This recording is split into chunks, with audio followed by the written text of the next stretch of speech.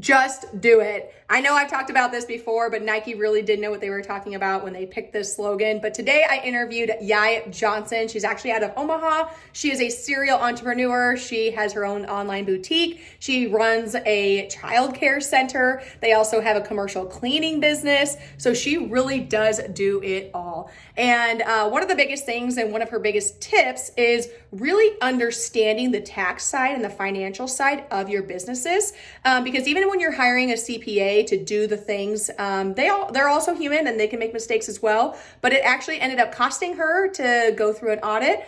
So she took it upon herself to get educated on understanding what the tax returns look like, how to file. Not that she does her own, she still has her own CPA, but it is still extremely important to know that side of your business. And that will kind of be the make or break in your business. So make sure you get out there and get educated, but take a listen to Yai, and she's a very informational and intelligent individual. Hello, fellow mompreneurs. Welcome to the Real Moms Podcast, the go-to space for resilient entrepreneurs who are striving for abundant living. I'm your host, Shay Spitz, a mompreneur and a realtor here in Columbus, Nebraska. Are you a mom juggling the hustle of entrepreneurship, family life, and personal growth? Well, you're in the right place. On this podcast, we dive deep into the real, unfiltered stories of incredible women who are navigating the journey of mompreneurship. We'll celebrate the victories, share practical insights, and acknowledge that it's okay to face challenges along the way. Success isn't about the destination. It's about the journey and the growth we experience as we balance our careers and the chaos of family life. Whether you're a seasoned mompreneur or just starting on this exciting path, join me and our amazing guests as we explore what it truly means to be a resilient entrepreneur striving for abundant living. Get ready for real, raw, and remarkable conversations that will inspire and uplift you. Because here at the Real Moms Podcast, we believe in the power of community, authenticity, and the strength that comes from embracing the journey together. So grab your coffee, find a cozy spot, and let's dive into the world of mompreneurship. This is the Real Moms Podcast, where we celebrate the hustle, honor the struggle, and thrive as resilient entrepreneurs living abundantly. Welcome to another episode of Real Moms Podcast. I like to start every podcast off with a motivational quote, and today's quote is, "Just do it." So today I have Yai Johnson, who is the owner of Fashion Freak, which was started online in May of 2010. She started the boutique through her love for fashion. In 2016, she opened her first physical location in the newly developed Container Mall in the historic 24th Street corridor in Omaha, Nebraska. In December 2019, due to vandalism, she was forced to make a move. In between time, she decided to focus on her online aspect of selling, and she has been doing just that.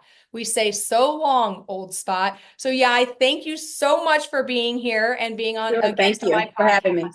Yes, absolutely. So tell me a little bit about your journey into this fashion and kind of where you were at before you got here.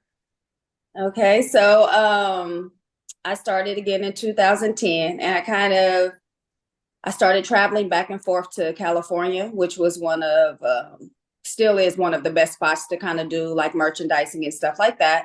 So start traveling back and forth to California, got kind of introduced to the fashion by a friend. We kind of discussed some things, and I decided that I wanted to do something online. Back then, I pretty much started selling out of my house before I've been doing it online. But eventually started a website, and from there just continued to try to establish growth. And then I opened the physical location. I've always had a love for fashion, always kind of had my own style. I think that's one of the things that kind of set me aside from others in like high school and stuff like that, just wanting to kind of be different. And fashion was the way that I could do that. So I just kind of took it and ran with it. Well, and it's really interesting because in all reality, 2010 doesn't seem like that long ago, but in all reality, it kind of was, especially with the online boutique style, because it's more common now, I would say. So in 2010, I feel like somebody now, it probably is not as hard getting into it because there's all these other platforms and services that you could utilize. Whereas back in 2010, I mean, that's a whole different ballgame. Yeah, it is. I had I can't even remember the site that I used or the platform that I used, but it was nothing like a Shopify or anything like that. You have that's easier or Square that you can just build in now. It was like I had to add everything in. It was kind of like, yeah, so it was tough. There wasn't outside of myself, I didn't know of anyone that actually had started an online boutique in Omaha. There may have been some, but I wasn't aware. There it just wasn't a thing back then. So yeah, it was hard pretty much trying to do the research and establish and get an LLC started and all that. That was all fresh and new to me. I didn't really have any family or friends that were starting in the entrepreneurship field at that time. So I didn't have anyone I could go to and get the information that I needed. So it was kind of like a one-man band, and I just jumped in and researched it and figured out how to do it on my own. And it was tough.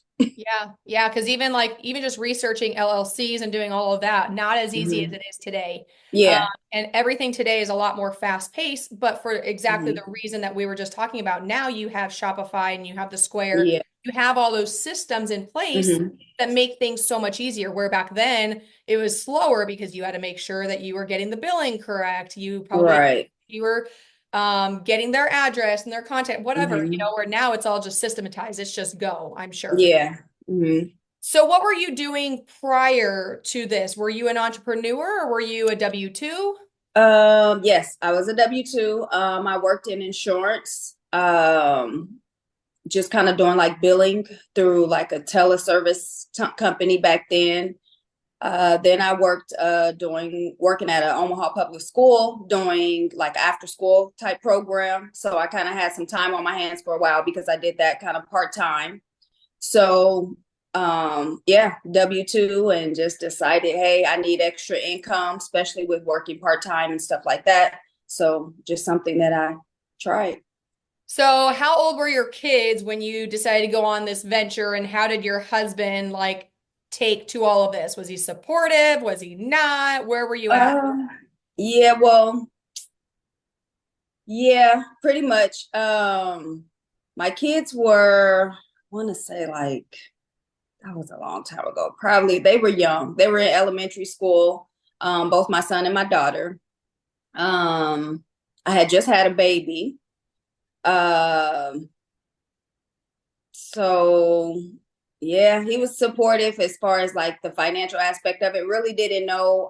We weren't married back then. But just he helped me pretty much with the financial aspect of it, but just wasn't sure on, as I am always coming up with new ideas or new innovative ways to make supplemental income. He just kind of was like, yeah, I'll back you, but I don't know, kind of how this will go. But um yeah, he was supportive. I used to do pop-up shops. He would go to the pop-up shops with me. Once I opened the store, he was there helping me at the store because I have another business as well. So I would be there often. And if I didn't have someone scheduled, he would help at the store and things like that. So yeah, he was very supportive. Yeah. And it is so important to have a support system, whether it's your significant other, a friend, a family member, whatever Hmm. it is. Like entrepreneurship can be very difficult. It can be very stressful, especially if you don't have people around you who are Yeah. also doing kind of the same thing. And that's really why I wanted to start this Real Moms podcast, or the Real Moms Hmm. community that we have here in Columbus, where us mompreneurs get together every 2 weeks. We collaborate, not just business, but we also collaborate on health and fitness and, fashion and things along those lines, and your Hmm. skincare and CPAs and attorneys, because you're just kind of like Yeah. thrown to the wolves sometimes, it Hmm. feels like. And you need And that then support. you Hmm. do, you do. And then being able, because if you can, I mean, I'm sure you could probably attest to this too, but there's a difference between the relationship of like your old friends who are W-2 and then other entrepreneurs Yeah. who are looking to grow their business. Because we don't really Hmm. ever step out of the role of Yeah. entrepreneurship. It's constantly there. Whereas if you're a W-2, typically Hmm. you leave work and you can leave everything Yeah. there and then you go back Yep. to it later. Well, as an entrepreneur, it never leaves. Absolutely. That is something that I think honestly in all the conversations I've had about entrepreneurship that really I don't think it's ever came up, but that is a very, very valid point. it does change the dynamic of friendships and things like that. You don't get to spend as much time together. Sometimes you have friends that aren't as understanding, that, hey, I've been at the store for 10, 11 hours today. Like, I can't pick up the phone every time you call, or, hey, this is the first weekend that I'm off in the last 4 months. I want to just take this weekend and relax, no phone calls, no outings or anything like that. So yeah, that's interesting that you brought that up, because I don't think in all the conversations I've had about entrepreneurship is that's something that comes up often. No, and it doesn't. And we almost feel bad. And I do feel bad because I have three best friends who Mhm. I've known them since basically out of the womb. And Yeah. I love them dearly, and we still talk fairly regularly, but like when we're all Mhm. together, it's not the same conversations that we used to have. And I Right. Mhm. sometimes have a hard time, like, what do I talk about? Like, I'll listen to them talk, but Mhm. I don't always know what to talk about because I love my kids dearly, but I don't want to talk about my kids the whole time. Yeah. I love business. I love innovation. I love opportunities. So it's just a different conversation than what it used to be. And yeah, it just things kind of change and It is. change Mhm. and life changes. Absolutely. Yeah. So So having that group is awesome. it I is. wish I was closer so I could come. But Well, and you are obviously more than welcome to come if you ever want to come to Columbus, but it is really fun. Like I have a lot of people who come through Mhm. Zoom. Like I had Phil Stringer come talk to us Oh, okay. virtually. And he talked about AI. I've had Mhm. Catherine Gordon, so John Gordon's wife, come and talk to Mhm. us about inspiration and motivation. Amberly Lago, she was also through Zoom as well, because a lot of these Okay. speakers are not here locally. Mhm. So I mean, there's definitely different opportunities, and Okay. I just try to bring in a different mix of everybody, men, women, everything. But our group is mompreneurs. Like I that niche is very close, and it doesn't cost anything except your time. But it's building those personal relationships. That's really what Right. we want more than anything, because we need that support system outside our family and Absolutely. regular friends. You know. Yeah. Yeah. Yeah. My husband doesn't want to come and hear about everything that happened, transpired at the workplace Right. every day. So it kind of gives him that break too, to be able to have Yes. someone to communicate with that's on that level. Yeah. Yeah. Because I mean, they don't really, I mean, not that they don't care, they do, but it's just different, you Yeah. know? And you don't want to try to fill them in on everything because then it's exhausting just trying to catch them Mm-hmm. up. Yeah. I Yep. was trying to do that with my husband this morning about a development that we're working on. And Mm-hmm. I was trying to catch him up, and he's like, I don't understand any of that. I'm like, okay, never mind. Like, I'm done. Yeah. That was too exhausting, and I'm not even to the point that I wanted to talk about. So disregard. Right. But so tell me a little bit about, let's fast forward from 2010, 16 to 19 when Mm-hmm. you had some vandalism. What happened there? It was, I want to say like the 23rd or something, 22nd, 23rd. So it was right before Christmas. Um, I got a phone call. I don't know, what something was going on with my cell phone. So I wasn't getting calls. They were coming through, but my phone wasn't ringing. So I woke up in the middle of the night. It was probably like 2:30-ish in the morning. And I had looked at my phone and realized that I had got all these alerts from my security company. And so the first thing that I did was instantly went to my cameras and looked at my cameras, and I could see someone standing in my door in my store. All the lights were on because they were automatic, like shut off.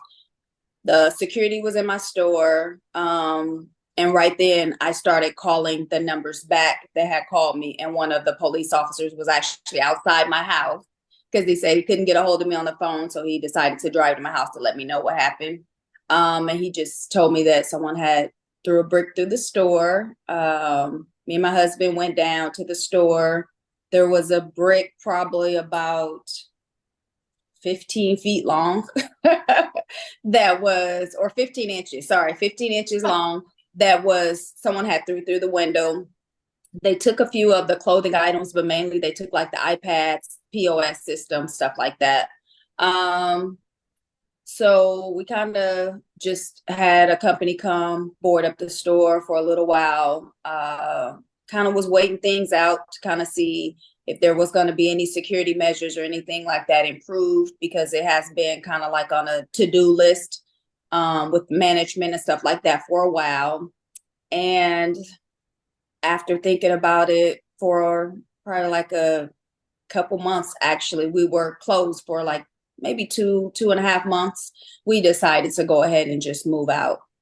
Wow. And just go back online. We were already online prior to that. And I think too, with me having the physical location, I kind of slowed down as much as like promoting online and doing the online work of it.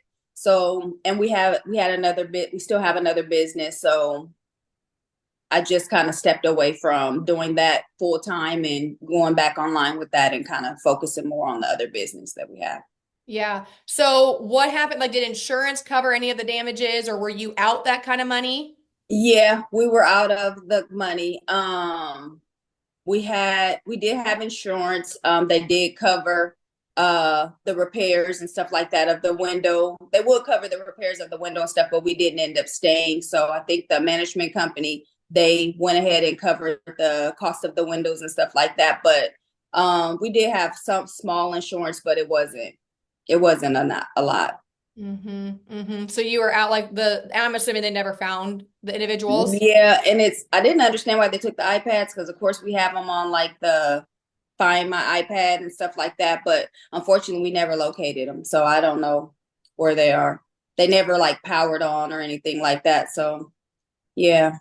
There's some tech So savvy people out there that I'm sure that as soon as that's you, what someone told me, because I yeah, kept saying they can't do anything with iPads, but somebody was like, no, they can if they know what they're doing. But huh?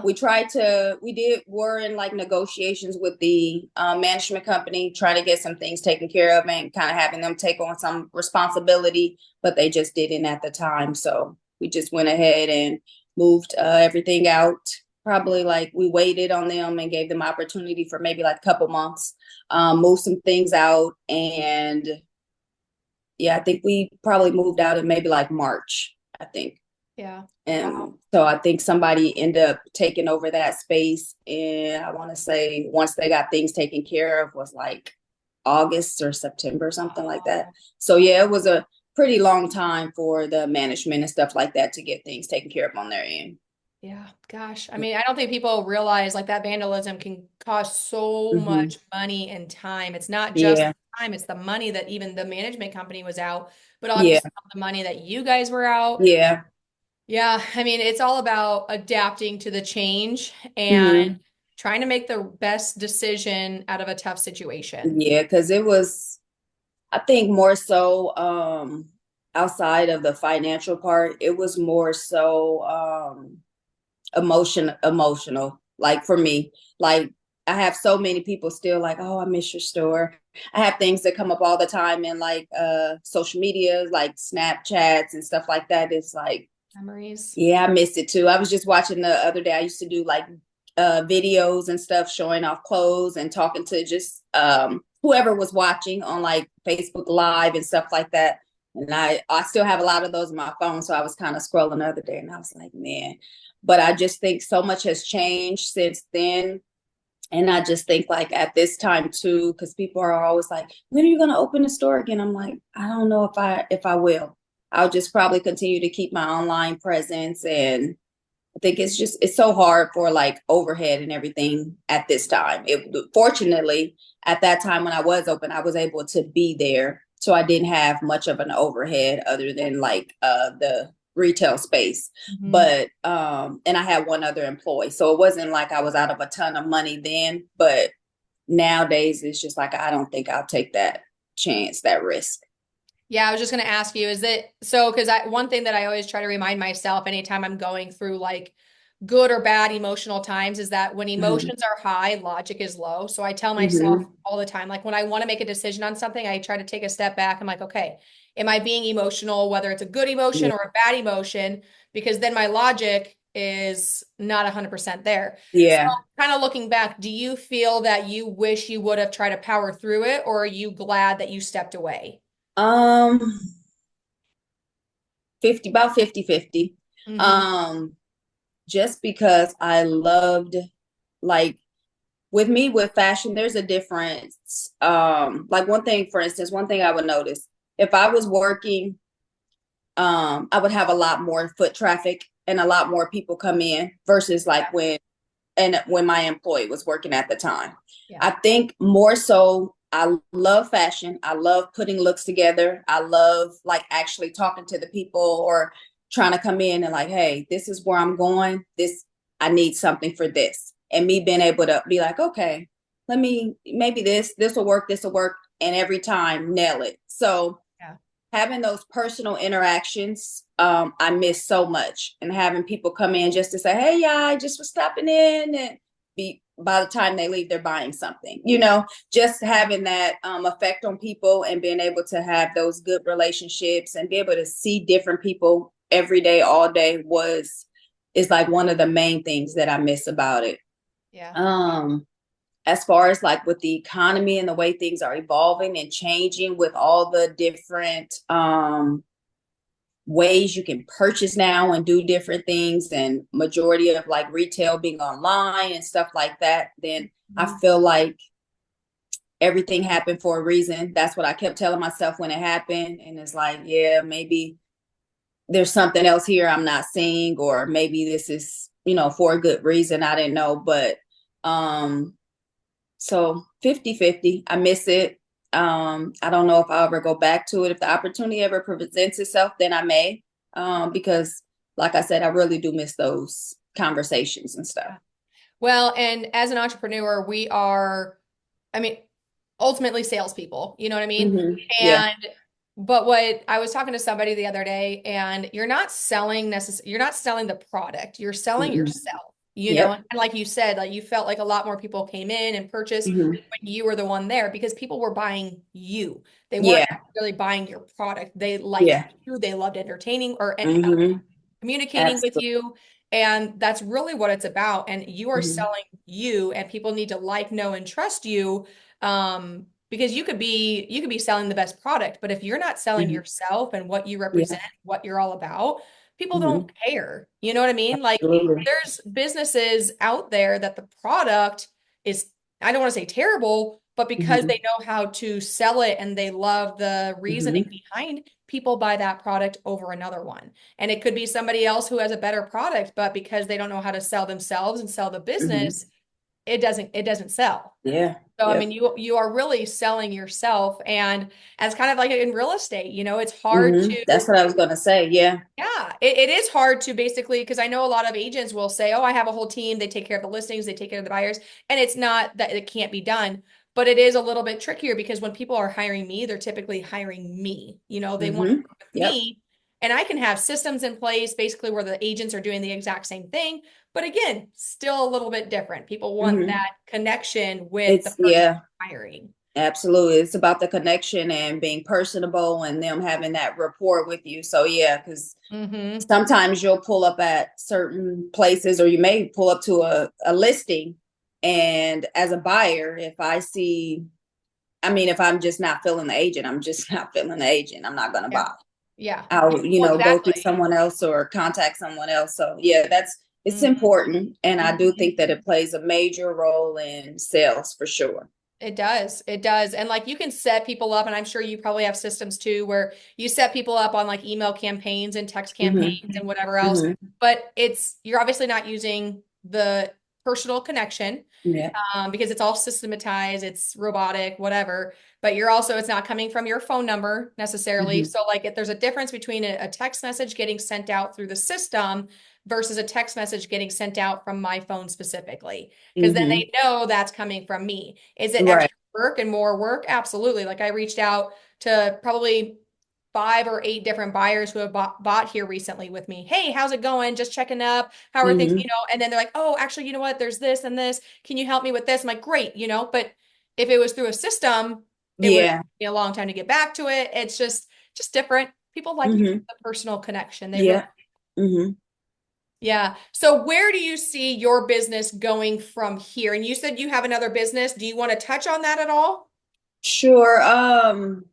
So before in 2012, I opened a childcare center. Oh my So goodness. yeah, so that's my life. That's my life. right now. It has been, again, back then when I had the store, I had a director and stuff in place that pretty much took care of absolutely everything for me. Yeah. So that I could be at the store every day. So I was very grateful for that. But yeah, we have me and my husband together have a childcare center. We have a commercial cleaning company, and then we have a photo booth business that we started a couple years ago. Oh my God. So yeah, we're pretty busy, but we work together pretty good, and um I'm so grateful for him.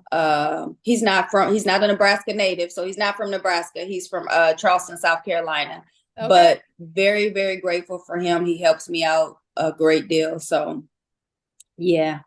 Oh my So gosh. I'm super duper busy. So that's that's kind of the one of the reasons why I'm not 100% focused on or haven't really even thought about opening up a retail store right now. But I definitely still love fashion, so I still do the store online. Yeah. And it's really important that we don't spread ourselves too thin, Hmm. because as an entrepreneur and a mom, we tend to do that. Yeah, And like people will ask us absolutely. something, so then we say yes, because one, we like opportunities, but then two, Hmm. we don't like to disappoint. Yeah. And lo and behold, we are spreading ourselves too thin, and then Hmm. our business in one area is slacking. Hmm. Now, does your husband do all of that full time, or does he work somewhere else? No, my husband does. He now he is full time with the cleaning and stuff like that. So we just started the cleaning business in 2015. That was one of his ventures that he wanted to do. So we started that. We've been staffed since we started it. We've increased staff about 65% within the last couple years, just because we've increased the volume on accounts that we have. So I don't do too much other than accounting and paperwork with the cleaning business. The 360 photo booth was my idea. We started that a couple years ago. We pretty much do that on Fridays, Saturdays, and Sundays. Unless we block out calendars every other month, just so we can have those weekends to where we're not doing anything. Yeah. As far as the childcare center, we're fully staffed and operational. So we have assistant director in place, and they handle the day-to-day operations. I'm there pretty much throughout the day, just kind of checking over things and doing things like that. But I've learned within me getting older, I turned 44 this year. So with me getting a little bit older, I just kind of want to have more time to where I'm doing absolutely nothing. Yeah. Right. So enjoying family and stuff like that. So yeah, I delegate a lot, and just kind of when I'm off work, and that's it. Yeah. So Well, and when you start delegating, the first time you start delegating, for me anyway, it was very hard. It was hard to make hmm the decision, because you're like, okay, are they going to be able to do it as well as I was doing? But in all yeah, reality, when you start and you find the right people, they can do it so much better than you ever could. yeah, absolutely. Yep. And It's different, but it's a good thing, because mm, they bring so different things to the table, and sometimes you're so used to doing something one way, and it's kind of that may not work anymore. Things have changed, things have evolved. So just letting somebody else come in, and it is very hard, because you don't want to let go of your babies, but it's better that way. yeah, wow, yeah, daycare, that's a lot. That's a lot, It is. because you're Yeah. not, I mean, that's a lot, because you're not only one having to deal with obviously employees, Hmm. scheduling, paying them, but Yeah. obviously dealing with the child, and well, not dealing Mhm. with the child, but dealing with the child's parents. Yeah. That's That's probably the got to be the hardest challenging part. part of childcare. I tell everyone that, and they're like, "Oh, how do you work with kids? How?" It's like, "Oh, baby, it's not the kids. Mm-mm. It's Mm. not the kids." No. So, No, I couldn't imagine. I would like to think I'm a very laid back parent. mhm. I would hope that my daycare loves me, but my Yeah. sister is a preschool teacher, and she's got Hmm. 40 kids. She's got Hmm. 40 kids. And I was like, you don't have 40 kids, you have 80 parents. Yeah. Like, Shay, that's Yeah. the hardest part of Yeah. being a preschool teacher. It is not the kids, it is not the planning, it is not all that. She said it's dealing with the parents. And I'm Absolutely. sure that's how it would be getting into junior high and high school. I'm sure it's even Hmm. worse. Yeah. Yeah. No, And I have a junior high student or high school student right now. So trust me, it's hard. oh my gosh, I could only imagine. I can only imagine. Because, yeah, I mean, your kids tell you one thing, school and teachers are maybe telling you something else, and you Hmm. want to believe your kid, but at the same time, like you understand that kids, ugh, Hmm. ugh, I don't know. Yeah. Like there was Yeah. one time where my daughter actually hit one Hmm. or two girls, and the principal called me. It was during the after school program. That's not like my daughter at all. Um, Hmm. so I went there and I told my daughter, I said, this was like 2 years ago. So she was 7. I Hmm. said, you're going to go apologize to the girls and we're going to go apologize to Mrs. Craven, the teacher or the principal.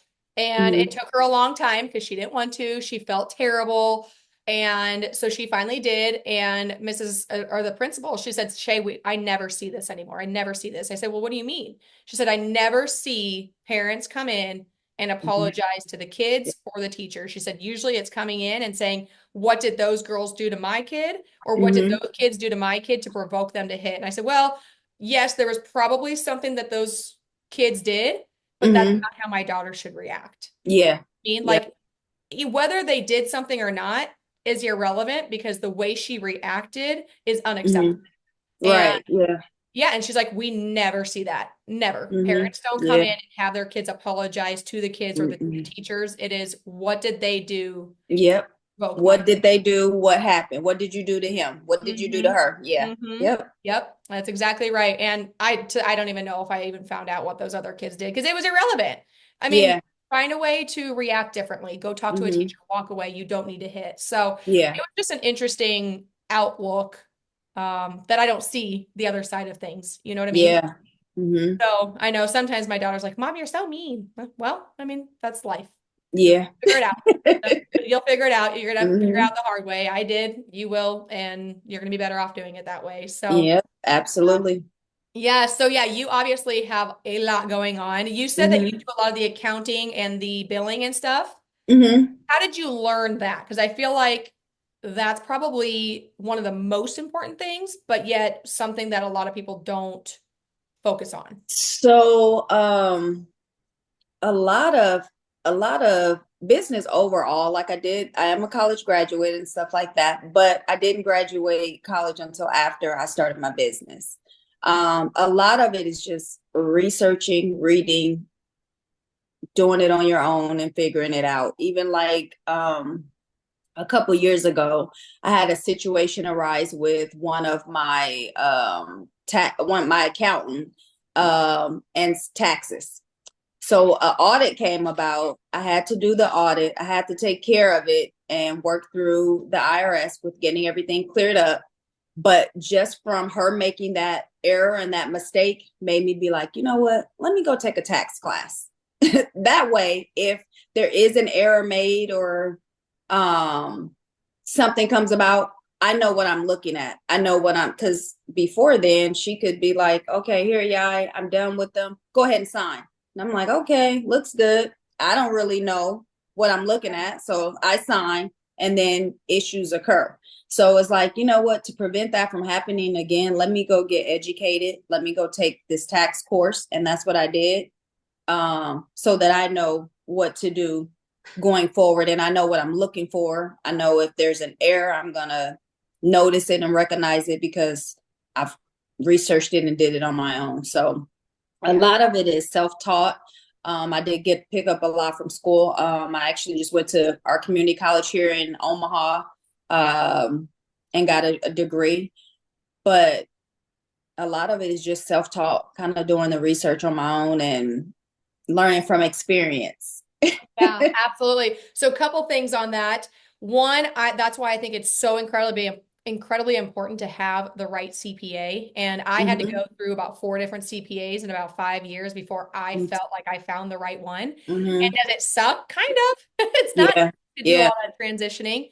But Yeah. one, your CPA is so important.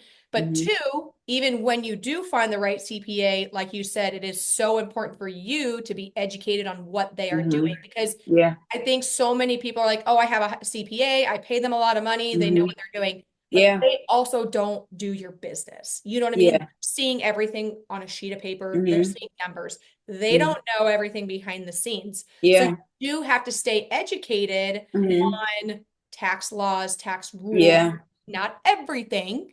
You don't need to be the master of it, but you need a general idea. To know the basics. Yeah. And sometimes too, even with them being CPAs or we don't pay them to, but they do make mistakes. So 100%. We just need to be that. We need to make sure that we have those eyes that we can say, okay, well, why is this right here, and question it. If you don't understand it, it may not be wrong, but if it looks off to you or you're not sure or something, ask those questions so that you can get those explanations. So if you feel like, nah, we're going to go ahead and do it this way, then you have that right. That's what you're paying them to do, the job that you need them to do. That's right. And CPAs are a lot like doctors. Like, you can't be a jack of all trades. And that's why it's okay to change. And there's nothing wrong with the other CPA that I've worked with. It just didn't make sense for my business. They didn't do anything wrong. It just wasn't their area of expertise. It's like a foot doctor and asking about cardiology. Right. It doesn't really work that way, you know? And it's funny because we'll be talking to our CPA. My husband's more of like a yes man. He's just like, yep, And I look at him like, did you understand that? I'm like, well, ask. Like me, I'm like, if my CPA is telling me something, I want to understand why. I may not question him or like say, hey, why don't we try this? Sometimes I do, but I want to understand why. And you need to understand why. But my husband's just like, And I'm like, oh my gosh, I see you going cross-eyed. Like my husband too. He'll get that face and he's like you can tell they're confused. And I'm looking, I'm like, you don't. But they're not asking questions. Yeah. And he's like, well, I thought, and it's like, no, ask so you can make sure that you're sure. Ask. Yeah. Right. Oh my gosh, it's too funny. But so thank you so much for being here. I do have one question. What is one piece of advice you would give your younger self, or maybe another newer entrepreneur, mompreneur who's getting into the business? I would say just do it. If you think about it, if it's a thought, just try it. Hey, you can only try it to see if you're gonna, successfully do it or not, but you won't ever know if you don't try it. Don't be afraid to take that leap, and don't be afraid to reach out to others. I know nowadays sometimes kind of getting that additional help but there are people out here that are going to help, and I'm learning that now more later in the game. So don't be afraid to reach out and ask for help. Educate yourself and just do it. Yeah, Nike said it best. And the older I get, the more I realize they knew exactly what they were doing when they used that slogan. As a kid, didn't think much of it, but as you get older, you're like, damn. Yeah. Got it. They nailed it. Yeah, they nailed it. So, okay. So if anybody, do you promote, where can people go like for your fashion site to order anything or just get in touch with you? So right now, we have an awesome sale going on. We have a ton of markdowns on our website. It is fashionfreak.com, and fashion is spelled FASHUN. And so it's fashionfreak.com. Our Instagram is Fashion Freak Boutique. So you could always go there and check us out. Same with Facebook, Fashion Freak, spelled the same way, FASHUN. And my personal handle is Fashion Freak Yai on all platforms. That's awesome. That is awesome. Well, thank you so much for being here. And you are obviously got a lot going on. So I truly appreciate it. Yes, thank you. Thank you so much, Shay. And that wraps up another inspiring episode of the Real Moms Podcast. A huge thank you to our incredible guests for sharing their story and insights today. If you found value in today's conversation, don't forget to hit that subscribe button so you never miss an episode. And hey, sharing is caring, right? Share this podcast with your fellow mompreneurs, friends, and anyone who you feel could use a dose of inspiration. Share it on your social media as well.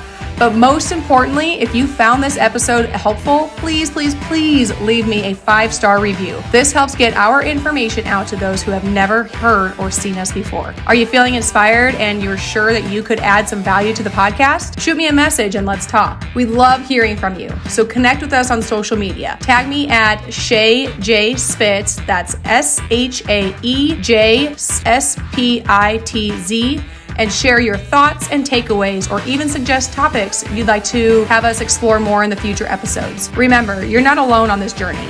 Your resilience is your strength, and your pursuit of abundant living is truly remarkable. As always, keep thriving, keep growing, and keep embracing the beautiful chaos of being a mompreneur. Until next time, take care, stay real, and keep living abundantly.